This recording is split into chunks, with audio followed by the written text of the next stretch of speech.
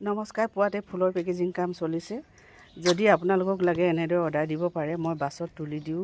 যিসকলে বাছৰ পৰা লোৱা সুবিধা আছে তেওঁলোকে এনেদৰে অৰ্ডাৰ কৰিব পাৰে। বেছি পৰিমাণৰ ফুল লৈ ল'লে মিনিমাম অৰ্ডাৰ 1000 হ'ব লাগে, কাৰণ মোৰ ঘৰৰ পৰা ওলাই গৈ বাছ ষ্টেণ্ড যোৱা আৰু এনেদৰে পেকেজিং কৰা, কাৰ্টুন কিনা, এনেদৰে বহুতখিনি কাম থাকে। সেইটো কাৰণে মই মিনিমাম অৰ্ডাৰ 1000 লওঁ।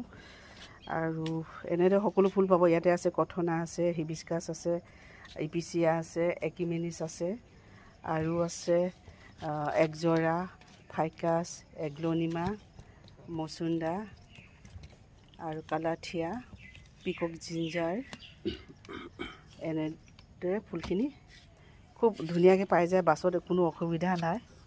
বাছৰ ডেকিত সোমাই যায়, কোনেও দেখাও নাপায় আৰু কোনেও হাত লগাব নোৱাৰে। বাছৰ ডেকিত সোমাই যায়। এনেদৰে অপেন নিদিলে মানে গৰমত বেয়া হৈ যাব। আৰু আছে টৰেনিয়া,